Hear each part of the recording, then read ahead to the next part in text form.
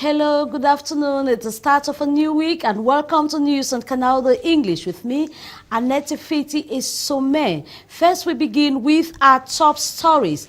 Officials of the Social Democratic Front Party, the SDF, are presently meeting with the Northwest Governor Adolphe Lafrique to seek solutions to problems evoked by Anglophone teachers and lawyers that have affected the town of Bamenda. And in the southwest region, students of the University of Boya this morning staged a peaceful protest that turned brutal in favor of solving the problem of Anglophones that are marginalized. And in sports, the national selections qualified for the semi-finals of the ongoing 2016 Women's African Cup of Nations are bracing up for the crucial encounters come tomorrow.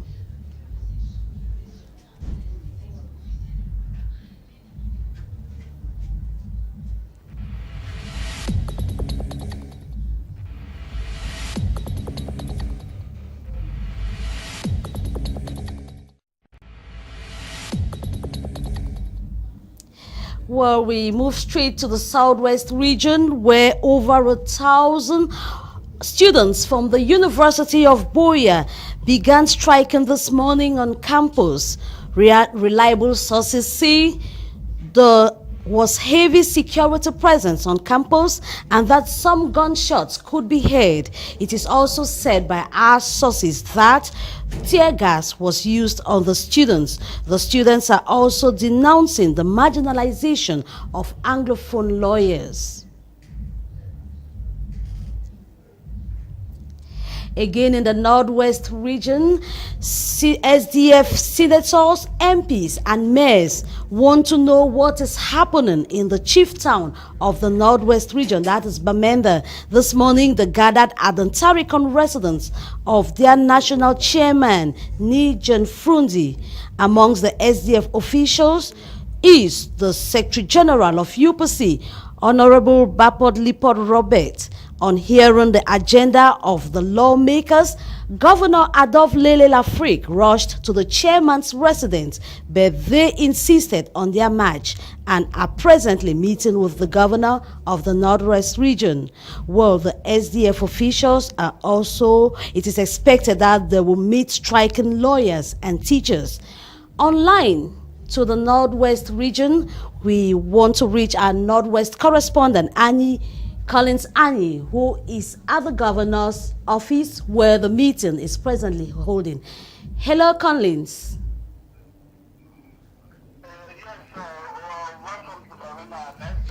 We are presently at the governor's office where the senators, the parliamentarians, and the mayors have they started marching from the chairman's residence where they gathered earlier this morning, and they finally went aboard to their vehicles and stopped at the governor's junction and came out, and then in a group they marched into the governor's office. They were received very politely by the governor and went straight into a meeting, and the meeting was that which had to do with the angry senators, MPs, and mayors expressing themselves. They were worried about the tear gas and some of the nice bullets that were shot into the chairman's residence, and some of them even said that this should be the last time, that is, they told the governor that this should be the last time that any riot or any public manifestation should shed blood in Cameroon. That's one of the senators of the Adamawa region who said it. And many other points came up, parliamentarian after parliamentarian, senator after senator,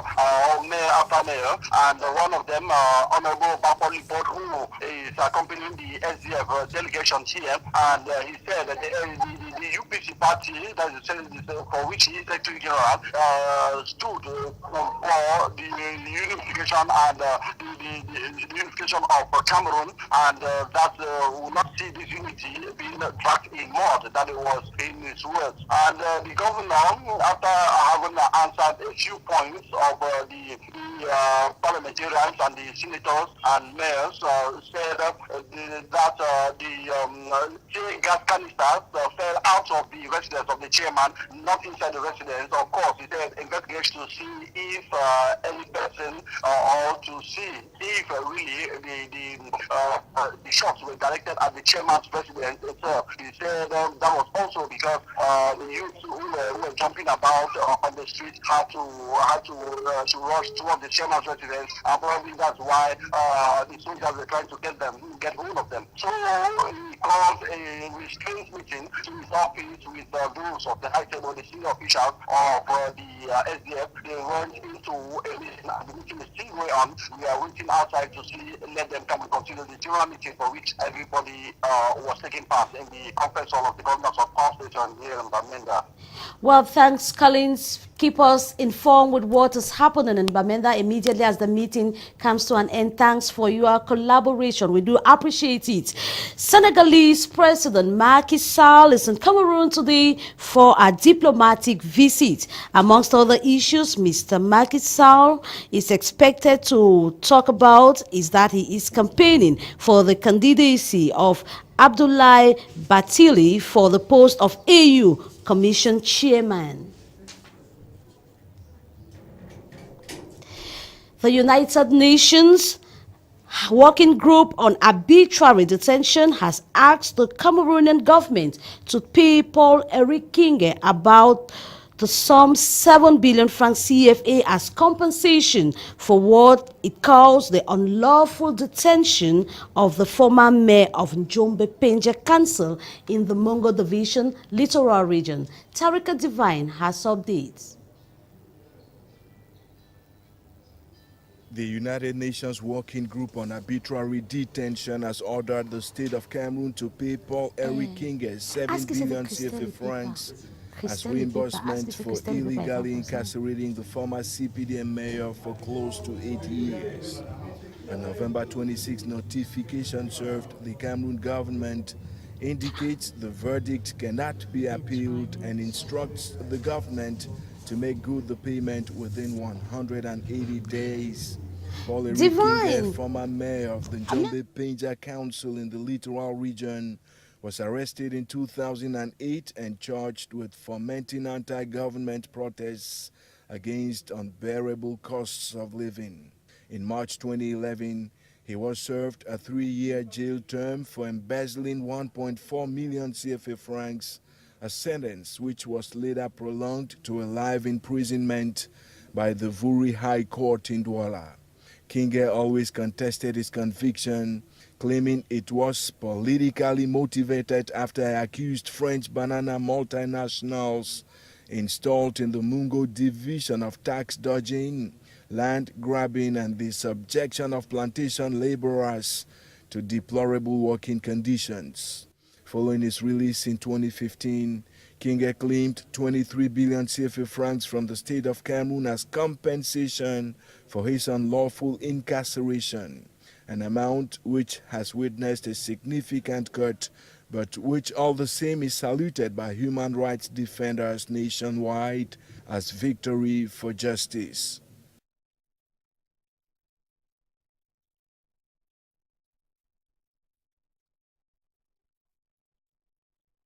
Have organized educative talks to school youths on the dangers of STIs and unwanted pregnancies. The project gathered youth from different schools in the East region, as Crystal Catala tells us.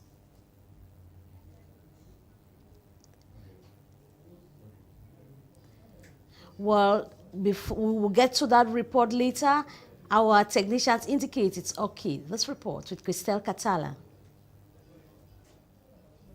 33% of youth between 16 and 24 years are the most exposed to sexually transmitted infections, with 8.8% of them infected with HIV/AIDS. With regard to these statistics, there is a need to organize educative talks with the youth of Bertois on sexuality. Nous sommes contents du projet parce que grâce à We ce are projet, happy with this la vie des project jeunes pourra because changer thanks to et it, nous the life pourrions of suivre youth d'abord les will études change et tout and we viendra will be après avec able le to temps. pursue our education and other projects will come later. Et tout viendra après avec le temps. The objective of peer educators is aimed at schooling the youth on infections and unwanted pregnancies. Comme vous l'avez souligné à juste titre, As you've noticed, the gap of the general population of the East region is very high. On the other side, you know about the refugee crisis. This particular population represents 20% of the population in the region. So an initiative like this, which is aimed at protecting youth, and in particular the young girls, arrives on the right time and is saluted. les jeunes filles arrivent à point nommé et à salut. Authorities of the East region expect with the ongoing action that the seropositivity rate will drop. Well, we move over to Boya again, where thousands of university students came out this morning for a peaceful demonstration that went brutal. And online to Boya is the Post journalist, Sir Andrew Kika, who is out to explain to us what happened this morning exactly. Hello, Andrew. Can you paint to us a picture of what happened at the University of Boya this morning? Hello, good morning. At the University of Boya today, students gathered in front of the central administration demanding that their share of the 50,000 francs, the presidential grant, should be given because 400 level students did not receive that presidential grant this year, and so they demanded that it should be paid, their money should be paid back. And then more to that, they were also demanding that the charges, the penalties that they're paying, what's happening only in UB, where you have to pay before you see your results, you pay penalties after you don't register your courses on time, and you pay penalty for late registration. So those are some of the grievances by the students, and also most of them were also chanting that they don't want violence, and that they also want the UPSU, that's the University of Boya Students Association, to be reinstituted because it was dissolved by the current vice chancellor. So the students feel that their views are not being heard by the administration because that link between the administration and the student is no longer there. So those were their grievances. And then early in the morning, some trucks of soldiers pulled to the school campus, but was sent back by students who were chanting, 2 trucks in number. And then later on, they came back with 4 trucks, and that's how they started dispersing students and using whips and tear gas. And then students also answered back with stones, and that's how it all happened before the students were sent out of campus. But actually, the environment in Moliko and Boya now is very tense because the soldiers are everywhere, and the students are shooting stones, and they're shooting tear gas on students and firing shots in the air or on the air to frighten students to go back home. Well, so actual camp has retained on campus, and students. Not camp. It's just a very tense environment there. Because some students are they're sitting down demanding that vice chancellor has to come out and talk to them. But most of the population has been dispersed with tear gas and warning shots. And also, you see, most students were also trying to block the road because actually some students were locked out of the gate where they were protesting, and then part of the students were inside the school campus before the more troops were brought in to fight to disperse the students, I should say. And actually, the environment in Molikona is very tense because people are not moving out of their houses. Shops are closed for security reasons, and police are everywhere chasing students, and students are also shooting stones. So it's actually a very tense environment. So students are chanting that they don't want violence because actually it was very peaceful. Students were chanting before the police came and started using tear gas before it got violent, and students were running out. Thanks so much for your collaboration, Sir Kika Andrew. Thanks, and also for the clarification. We do appreciate. We move on to other news item, and this time around we talk sports. The 4 national selections qualified for the semi-finals of the ongoing 2016 Women's African Cup of Nations are brazen up for crucial matches come tomorrow, while Cameroon's indomitable Lionesses will face the Black Queens of Ghana. Favorites, the Super Falcons of Nigeria, will clash with the Bayana of South Africa. Tarika Divine has this report. Hosts Cameroon, Ghana, South Africa, and Nigeria are crossing the T's and dotting the I's as they gear up for tomorrow's semi-finals in the ongoing 10th edition of the Women's Africa Cup of Nations. Cameroon confront Ghana in Yaoundé Tuesday, while Nigeria lock horns with South Africa in Limbe. Winners from the fixtures will clash in the tourney final in Yaoundé on December 3. Cameroon's indomitable Lionesses emerged top of Group A Friday with a 2-0 win over Zimbabwe. The Cameroonian ladies set a record as the only contender in the tournament to emerge from the group stages with a clean sheet of 3 victories in as many games with no goal conceded. Elsewhere, South Africa's Bayana bounced back from adversity, waving goodbye to Egypt with an emphatic 5-0 whipping. In Group B, tournament favorites and defending champions, the Super Falcons of Nigeria maintained their grip on the steering wheel with a 4-0 dismissal of Kenya's Harambee Starlets as Mali, in short supply of experience, surrendered 1-3 to Ghana. That was news today, this hour on Canal Day English. Thanks for watching. Programs continue on your favorite television channel. Have a good day.